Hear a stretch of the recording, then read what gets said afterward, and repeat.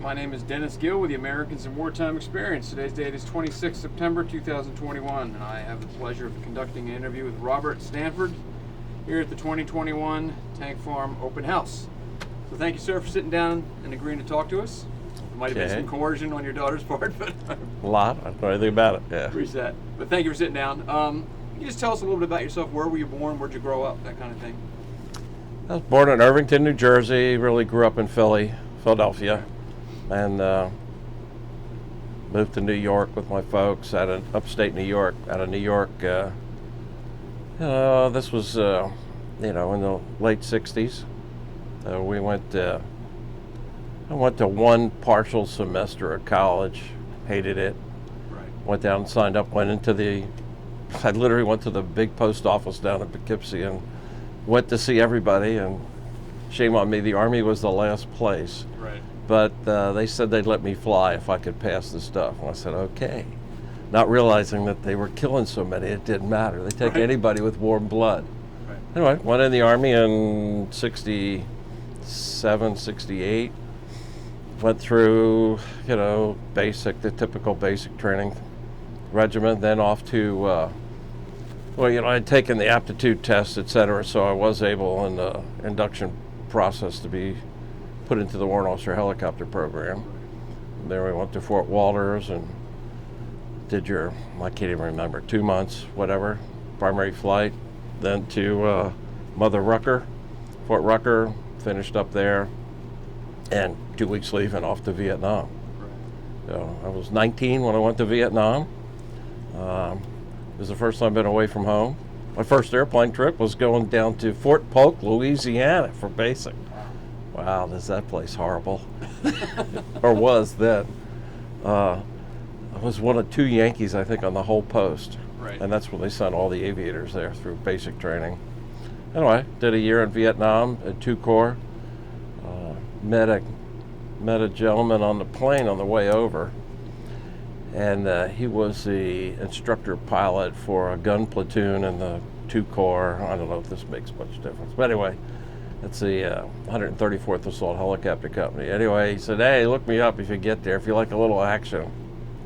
So I wound up in that unit quite by accident. Who knew what? I didn't know where I was. Anyway, so I wound up in that unit. He saw me walking around, snatched me in. It was some sort of a privilege to get in the gun platoon. You had to be an exceptional pilot setter. Well, he latched onto me and put me in the platoon so I didn't have too many friends the first month. Or I usurped a lot of people and got that position. Interestingly enough, one of the very first days I ever flew there, he got shot.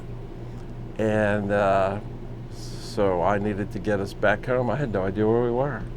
I knew where the ocean was, so we headed for that. It's the first time I've ever flown in country, etc., so it was kind of odd. Right. Anyway, so I spent a year there. Lots of interesting stories for a 19-year-old, I suppose. I don't know what's appropriate for all this. Well, let's start with what kind of helicopter did you fly? Huey's, UH-1, Charlie, and then Mike models. C and Mike models. We were just bringing Cobras in at the time. I never did get to fly one. We were in the old Hueys that were converted. They originally designed to be medevac aircraft. Okay. They extremely underpowered, with all kinds of stuff. We usually flew with 20 minutes of fuel. There's actually a 20-minute fuel warning light, and that's the way we would take off. Go, expend all your ordnance, and then quick land. The slick drivers, the utility helicopter drivers, got a lot of flight time. A lot of those guys came back with, 1,000 hours or something. We got like 400 because we were on standby all the time. We were out blowing stuff up, but we didn't spend a lot of time just driving. Right.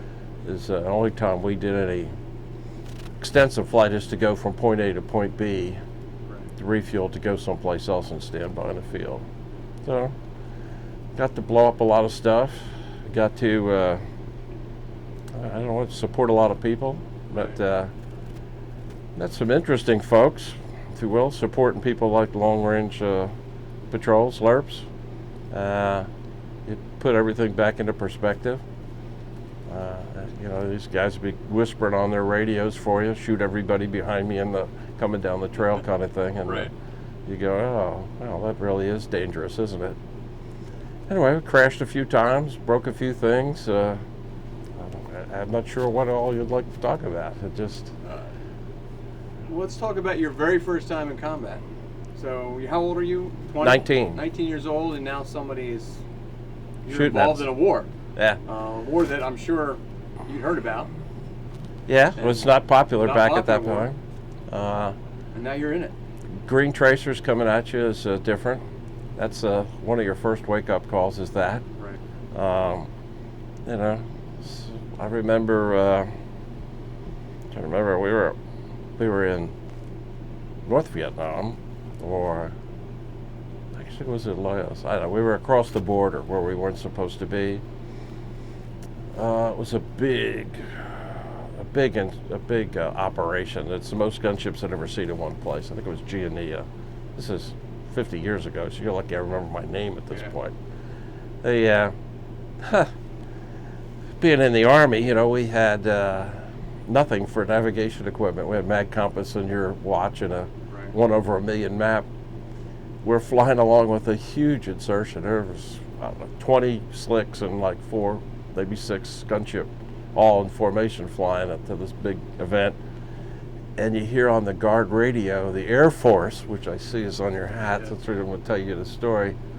They're bombing off the Bambi 2 at Vortac at such and such a place. But we have no freaking clue where that is. All I can tell you is that I know why they call it an arc light, because the world below us disappeared. And you never saw so many helicopter guys screaming and crying for mid-airs and going sideways. We flew right through an arc light. Wow. You know, we didn't know what's going on. Yeah. Found out that guys were selling radar detectors, their first version of radar detectors, because it would pick up the 40mm radar guided stuff that they were shooting us down with. So we had radar detectors wired into our helicopter on the dash. That's interesting. This is the first-rate stuff that we were flying. Is this like something you would buy so you don't get a traffic ticket? Yes. That kind of thing? That's exactly it. Yeah, we'd get them from the States. Guys would get them and then sell them in the unit. Mechanics would wire them into the helicopter so you could get, turn them on. That's the first place. It was one of the first times I was really scared. I was out there. We saw a guy in a t-shirt, green pants, Army fatigue pants and a t-shirt, great big guy, down this field over in a bad place waving at us. And we figured, so many people had been shot down and stuff, so you don't normally take a gunship into a little spot because it won't take off again. Right. Well, we got down on this fairly large, wasn't football field size, maybe half that. Went down in there to see what was going on, see if we could pick this guy up and look, he was stranded. It turned out he was not a friendly, and there was a flippin' tank at the other end of this thing, which is appropriate for today. That was one of the first times I was scared, and I don't know who was more shocked, them or us. We did make it out of there, and nobody exchanged fire other than the door gunners were firing stuff. People were ducking, but that was interesting. Things that I can think of. I think a frightening one that was different. Human interest for you. Again, hot area, blowing everything up, doing this, and we're down there. Of course, I'm a 19-year-old in an overweight helicopter. They gave me this thing to play. This is great. All we did was shoot stuff and drink. And flying around, down low, banking around behind palm trees and stuff, and we see a guy with a gun. Then we actually see somebody on the ground with a rifle. So we come down low, what you're supposed to be doing in a loach, an observation helicopter, and a loaded gunship, pivoted around this tree, just stuck it up on its nose, ready to open up with a minigun. And it was some guy, it was a grandfather or something with a kid with a fishing pole.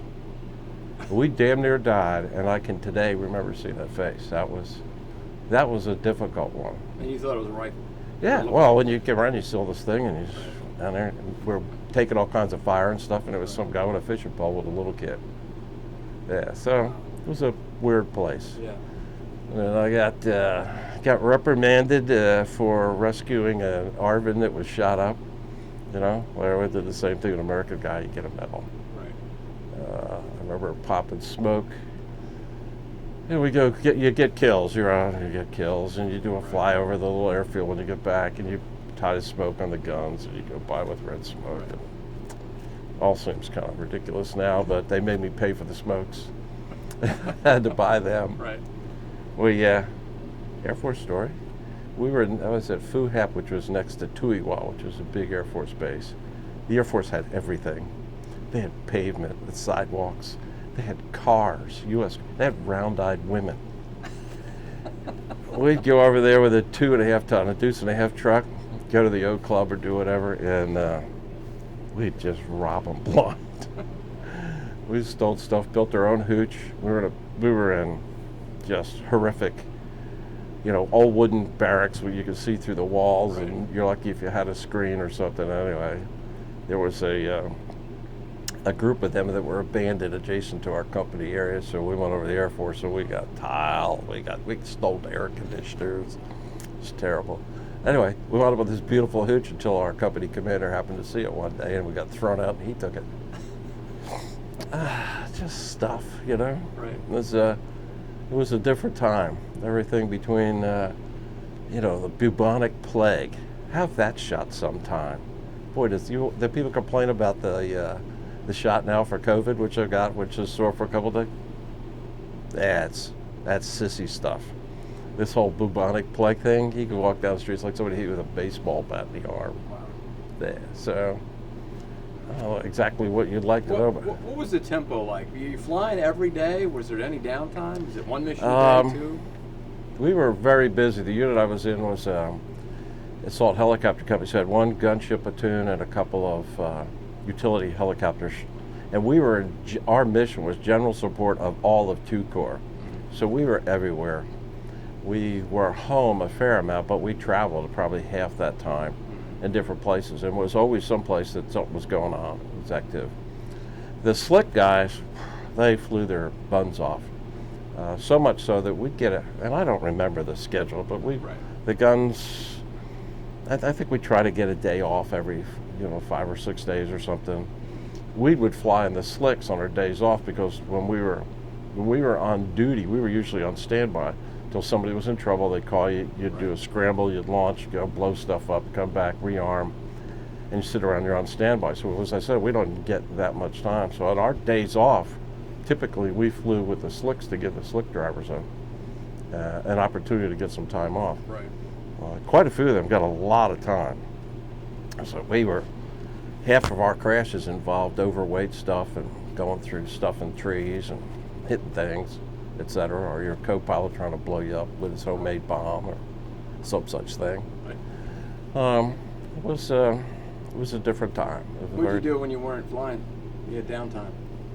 Drink.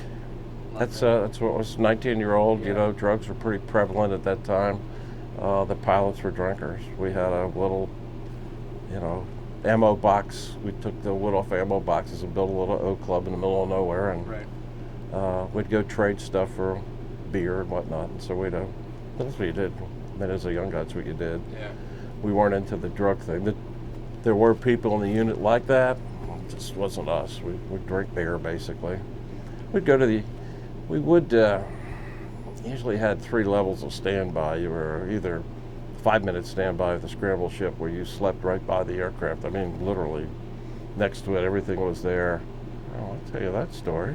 See, you're making me remember things. I'll tell you the funny one. Anyway, so you do that, then the second level was like 30-minute standby, and the fourth was like 2 hours. You had to be ready to go. Right. So you couldn't be out drinking and stuff, because you might have to fly. Well, when you're on that lower level standby, we would take a FM radio, Prick 25, whatever, and go over to the Air Force Base. Had a beautiful club on the beach, picnic tables, and we'd just land on the beach and listen to the radio, play cards, and swim while we're on waiting. I can remember one ugly night we were at the emergency standby, the 5-minute stuff. The other side of us was a ROC unit, the Koreans. They were getting mortared, so we got scrambled to go up. They found the guy in the hills, or the place where it was coming from. typically what you have to do is you set up the helicopter completely. So all you have to do is turn the battery on and hit the key and start. You've done all the stuff for it.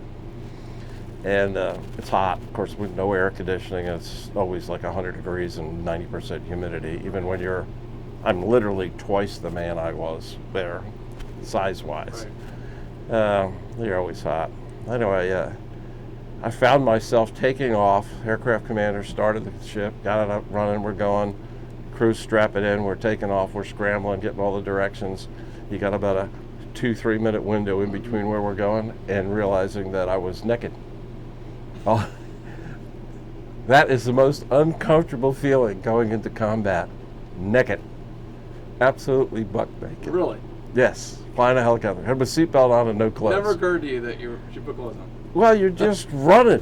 Things are happening. Right. When I say next to you, I mean literally, quarter mile away, things are blowing up, people are screaming and they're dying, and you just run and you go do your thing. Well, I didn't realize till I got up and flying, and you had a second to kind of compose yourself. It was the most uncomfortable firefight that I've ever been in my life. Anyway. Fortunately, they didn't shoot you down. Not that day. I will tell you, we had a lake there of sorts.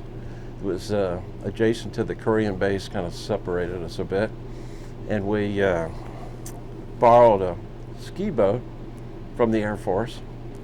And two buddies of mine, two other pilots, friends of mine, and we were skiing there, and we were taking fire from the hills.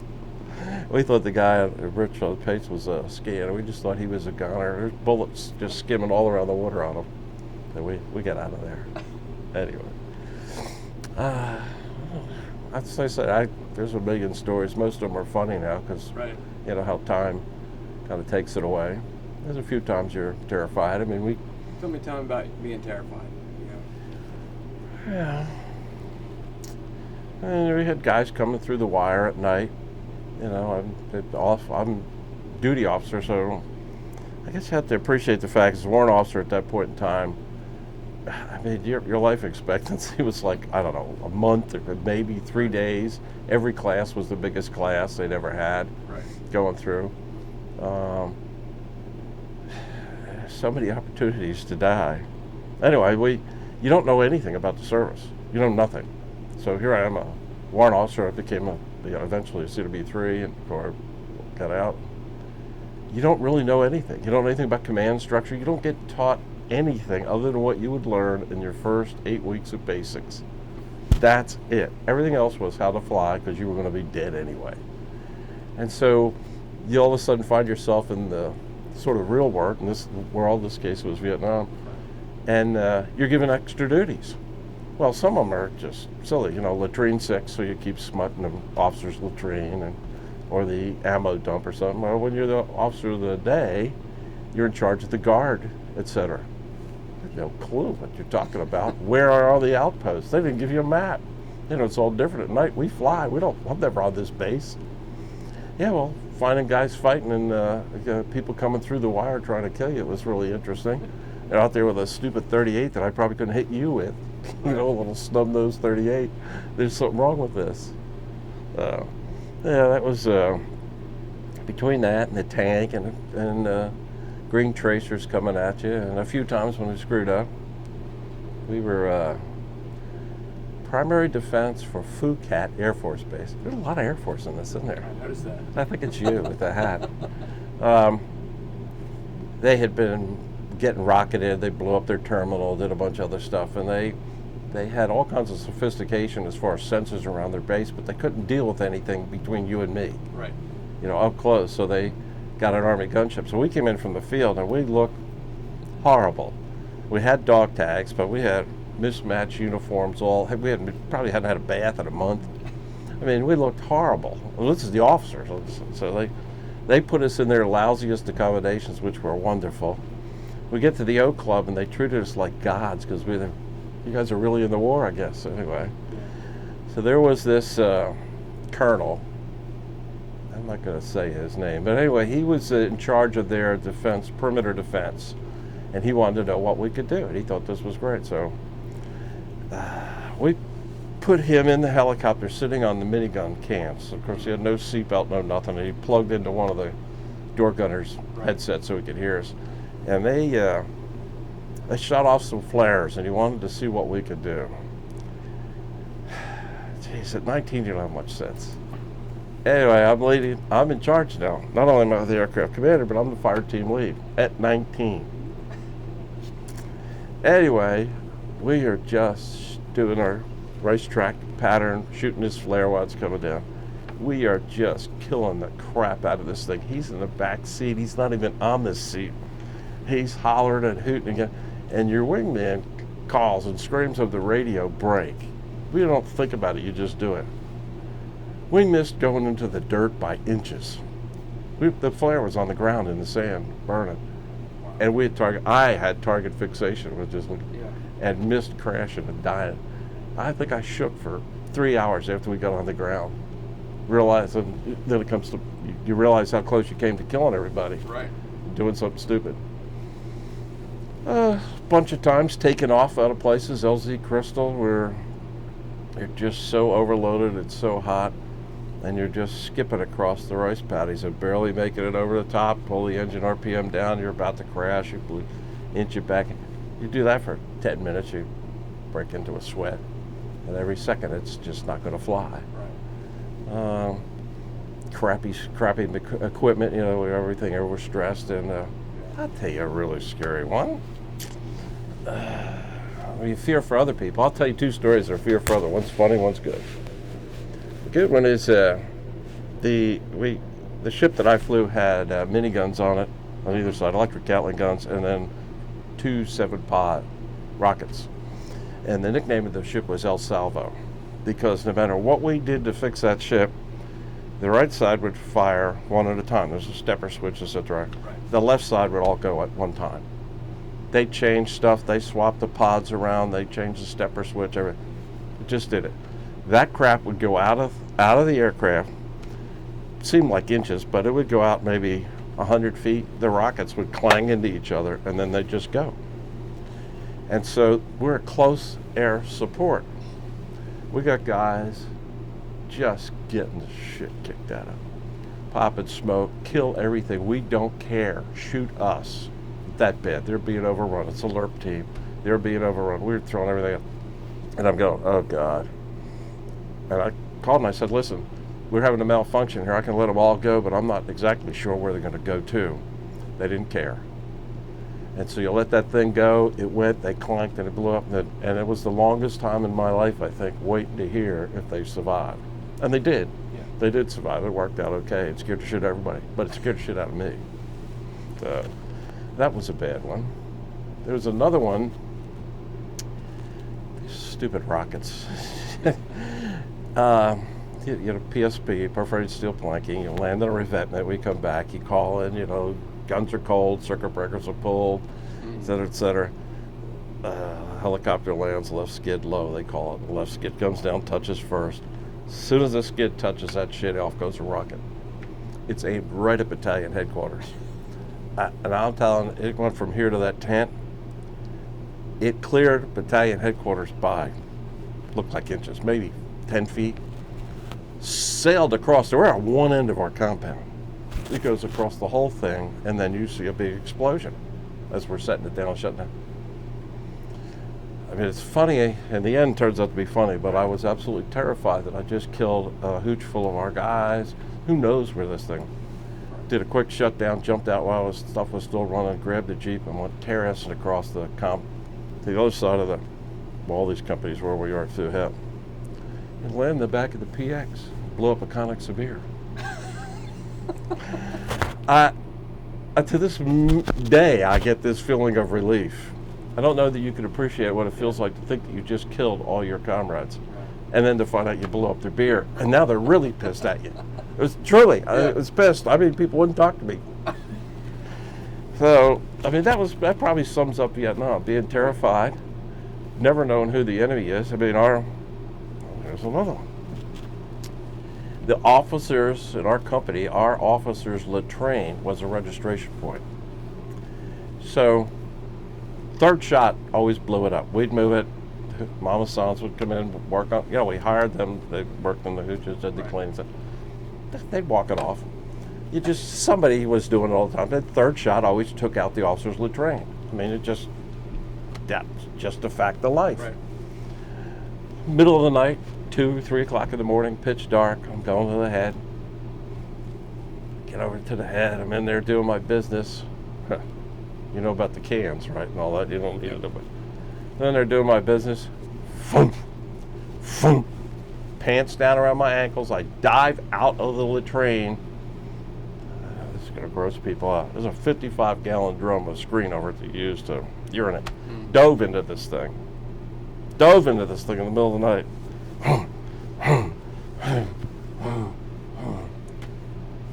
We didn't blow up. It was a photo mission. The guys in the Mohawk used 30 millimeter flash grenades. It's a 30 millimeter, like your. It's a 30 millimeter thing. Anyway, they used that for a flash to take pictures. They were taking pictures of the compound. We were not under attack. What can I tell you? Right. So, that's Vietnam. Yeah. It was so screwed up. I tell people I spent an entire year downwind of a burning can. That scent will never leave. Right. Had horrible things where we can't remember the fire base we went to. They were being overrun like every second or third day. So we actually landed there in a little nothing spot. I wasn't sure how we were going to get out of it.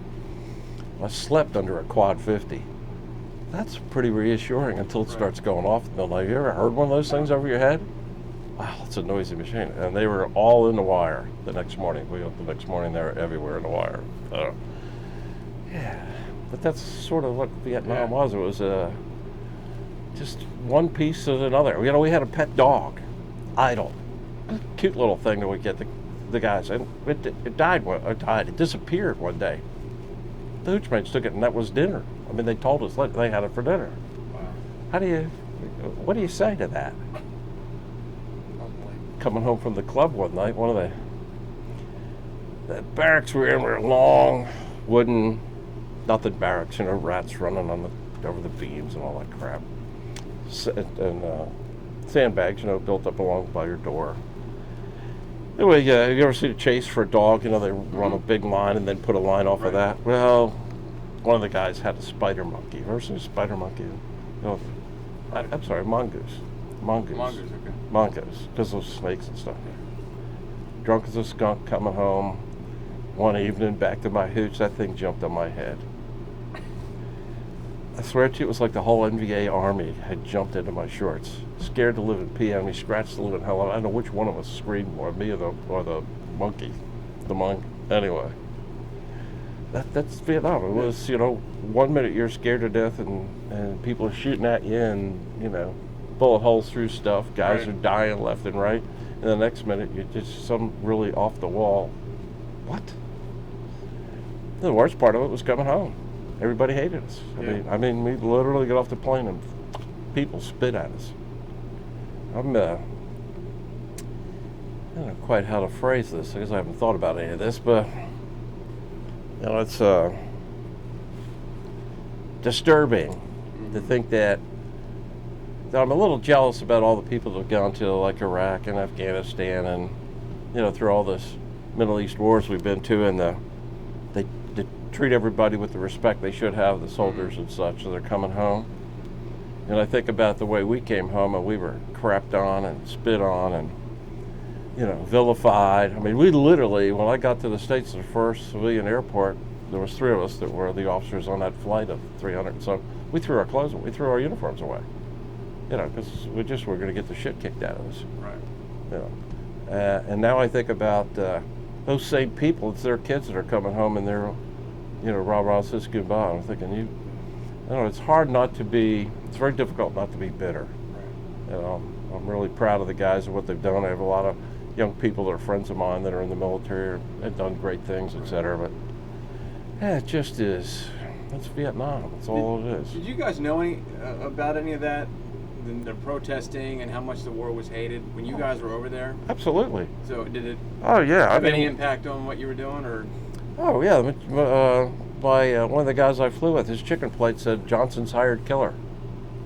Yeah, I mean, yeah, it was horrible. It was absolutely horrible. I was actually engaged to get married. I came back. She was at Florida State University, and I flew back into the States, changed clothes in Portland, Oregon, I think, or Seattle, and flew to Tallahassee, Florida, and that lasted about a day, maybe two. You know, I can't tell you how many fist fights with her friends from college. And that was it. I was done. Yeah, people hated us. I actually when I got out, I tried to go back to school, and it just didn't work because of that. Oh, what have I lost here? Oh, my phone came off. You get me upset now. Anyway, it was horrible, and it continued to be horrible for a very, very long time. And, you know, the vets from Vietnam were just treated like crap. I mean, and that was the good ones. You know, the good treatment. My parents, right? They loved me. So I won all sorts of accommodations and medals and stuff. Yeah, they put that stuff in the attic. That wasn't something you put out on display. You kind of hid the fact that your son was in the service. No, so it's terrible. Anyway, what can I tell you?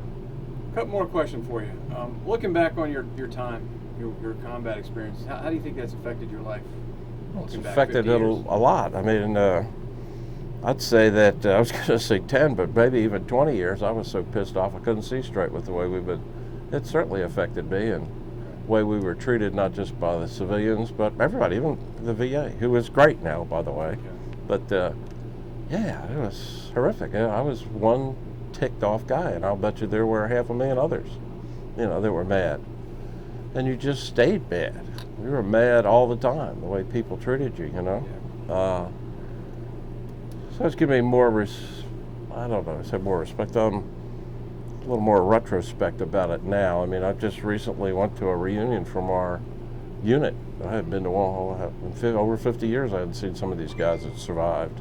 You know, big supporters of because it was Army, the National Museum of the United States Army, which is up here. We're big supporters of that. In fact, there's another thing. It just comes back. Vietnam comes back to haunt you. So I bought a brick and bought another thing up there, you know, a little thing, and touring the place early on, and they have these major, I don't know if you've been there, but they have all these major exhibits in there for different periods of time, and the only one that's not sponsored was Vietnam. I thought, you know, I pretty much broke down at that thought. Yeah. And so that's been rectified, but that, again, sums it up. What do, you know?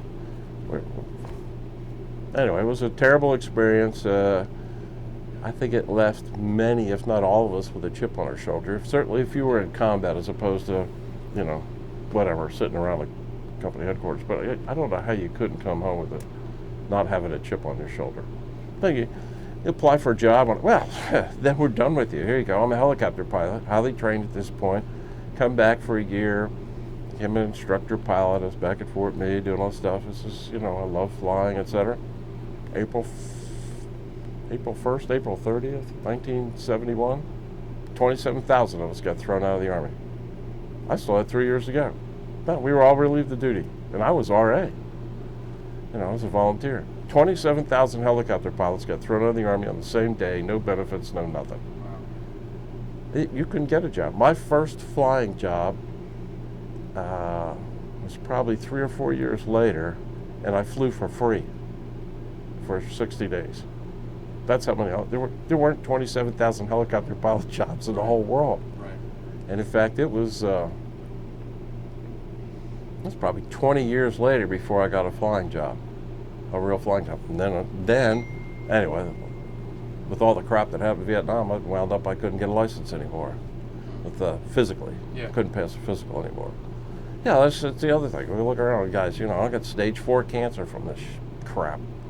You know, every day. Okay, you're not supposed to be alive anymore. So again, it's all Vietnam. Comes back to you.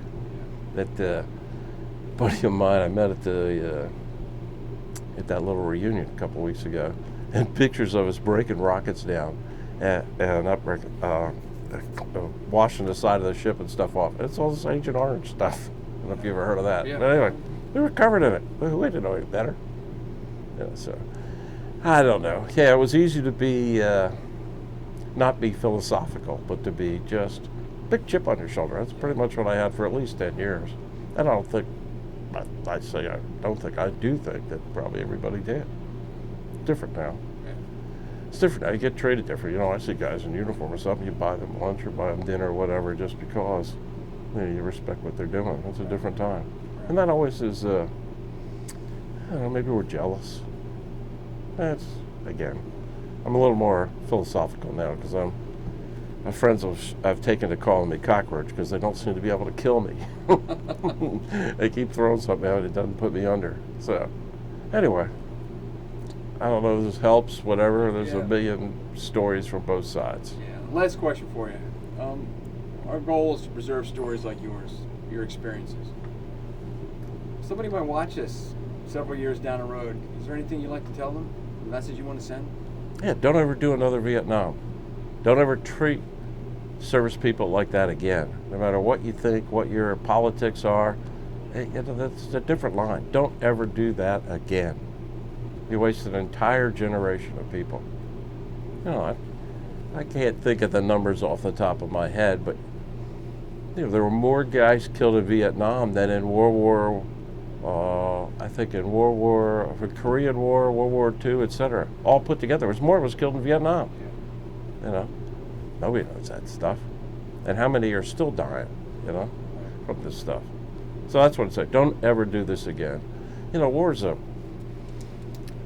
final thing. If you're going to do a war, then you got to be out of options. And this is my opinion. If it comes to going to war, you're going to go out and kill people. First of all, do it. And second of all, don't do it lightly. Don't do it lightly. And if you're going to execute this, do it. And if you can't execute it, then don't do it. Anyway, we all have opinions. Yeah. Well, on behalf of the Americans of Wartime Experience, I want to thank you for sitting down and telling your story. Yeah, well, I don't know how much of a story it was. I could go on. If we drink beer, I'll tell you more stories. Right. Well, they have a beer tent here. Well, thank you for your story, and more importantly, thank you for your service. Thank you. It is appreciated, and welcome. That's a sub note, if you're still on this. It was about 12, so it's been 50 years since I've been home, 52 years since I've been home.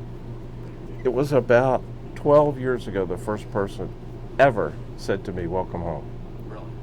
I was at a racetrack in Virginia. And it stopped me dead in my tracks when I realized no one had ever said that to me before. Now I hear it, fairly regularly, but that would have been 30, almost 40 years afterwards. Yeah, don't ever let that happen again. Yeah. Thanks. Well, thank you, sir. Cheers. I appreciate it. Thank you.